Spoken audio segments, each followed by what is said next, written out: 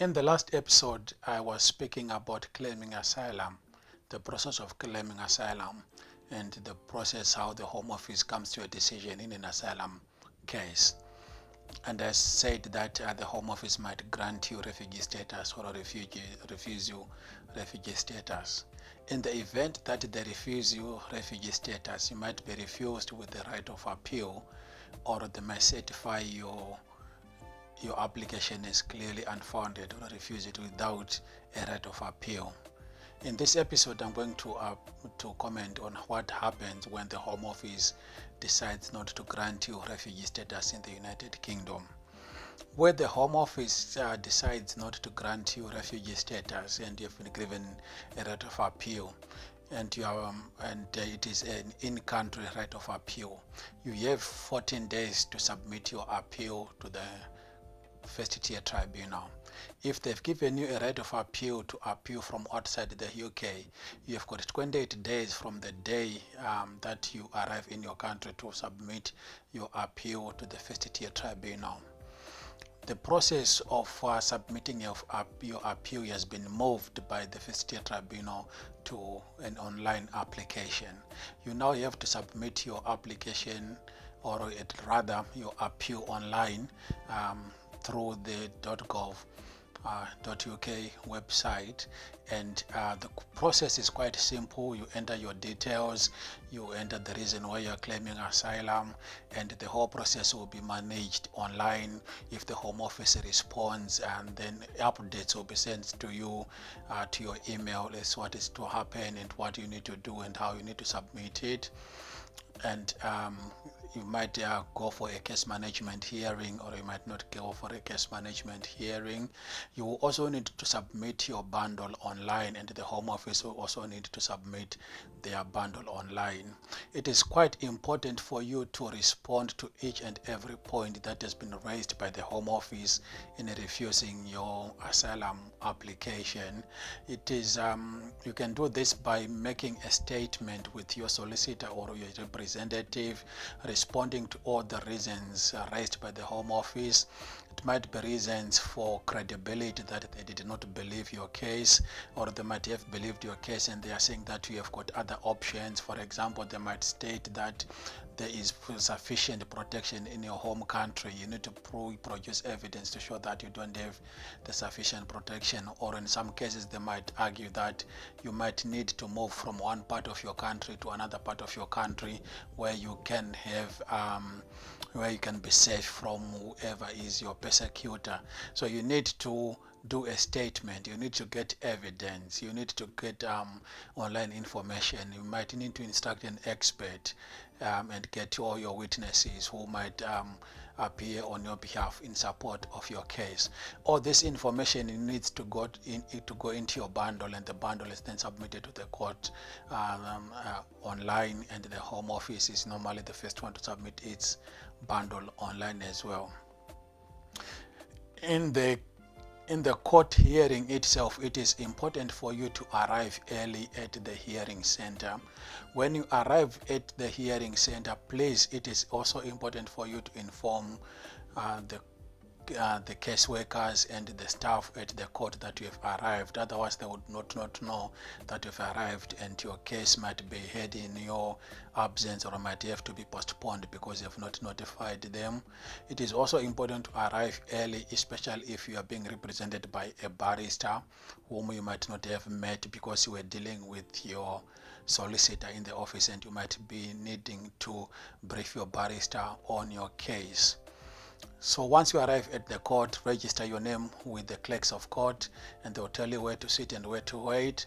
And everyone is normally required to arrive at court at 10 o'clock, although it does not mean that your case is going to be heard at 10 o'clock. It might be heard later on than 10 o'clock, or might not be heard after all, and another date is given to yourself. In the court, if the judge is female, you address her as ma'am or madam. If the judge is male, you address him as sir. And in the court, it's normally yourself, your representative, the judge, sometimes the clerk of the court, and the Home Office representative.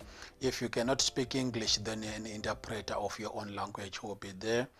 The judge will normally come into the court, and when the judge comes into the court, everyone stands up, and then the judge will make introductions of whoever is in the court, and your representative is asked to lead your case in the court, which is normally asking you your name, your date of birth, your address, adopting your statements, asking any supplementary questions.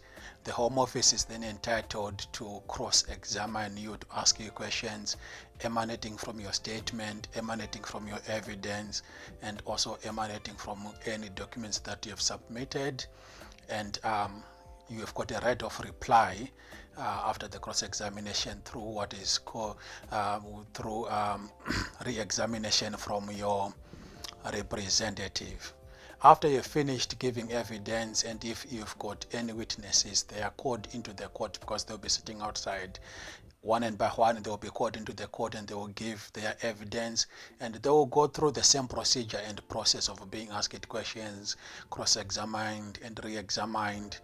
And once all the witnesses have given their evidence, it will be time to make submissions. The Home Office will make their submissions why you should not be granted asylum, and your representative will also give reasons why you should be granted asylum. They will also comment on the human rights and then other grounds that are applicable in the case. The judge does not make, in most cases, the decision on the day. They will need time to consider the evidence submitted, and they can make a decision later on, normally within 3 weeks of the hearing. So that is the process of the appeal. However, I stated that sometimes you might be refused your application without a right of appeal. When you have been refused without a right of appeal, then you need to seek legal advice from your representative or your solicitor. One of the things that might be available to you by way of redress is seeking what is called judicial review. For the process of judicial review, you will first of all submit what is called a pre-action protocol, giving the Home Office 14 days to respond. They may respond, they may not respond, and they may respond with the decision that you are not expecting, and then you can still continue to challenge them. It is important to note that you should submit your application for permission for judicial review to the court, which is most likely in this case to be the upper tribunal, within 3 months from the date of the decision. Not the date that you were served the decision, but the date when the decision itself was made. So even if the Home Office delays in answering to your pre-action protocol later, it does not have to stop you from making your application within the deadlines, because if you don't stick to the deadlines, then you are likely to lose your right to a redress. If you have submitted your application for permission for judicial review, there's a fee that is payable to the court, a court fee. You pay the court fee, you submit 3 bundles. The court stamp the bundles, they will send you back some of the bundles. You have to save a copy of the bundle upon the Home Office, upon their representative, the GDL, and they will also then have a right to respond, an acknowledgement which they will do and respond to your case. Normally, the judge will make a decision based on the papers that have been submitted, in other words, your bundle and the response from the Home Office, and the judge will make a decision whether or not to grant you permission to continue with the judicial review. If you are granted, then that's fine, you can then go for the oral hearing. If not, you can make an application for an oral hearing, again paying a court fee, and then it will be considered by a judge who might decide in your favor or not in your favor. It is important to note that when you are doing the judicial review application, you will be liable to the costs of the Home Office if you lose your case, which you might have to agree with the Home Office, or might have to be taxed or billed so that you can pay the Home Office costs. The process is quite technical. It requires you to have legal advice, maybe from a solicitor or your representative, because from the permission of for judicial review orally going forward, you might then have to appear in court, make other processes or applications as you'll be proceeding with your case. So basically, those are the two ways which you can challenge the Home Office, either by way of appeal or by way of judicial review. If both ways doesn't produce the result that you are expecting, in other words, being granted leave to remain on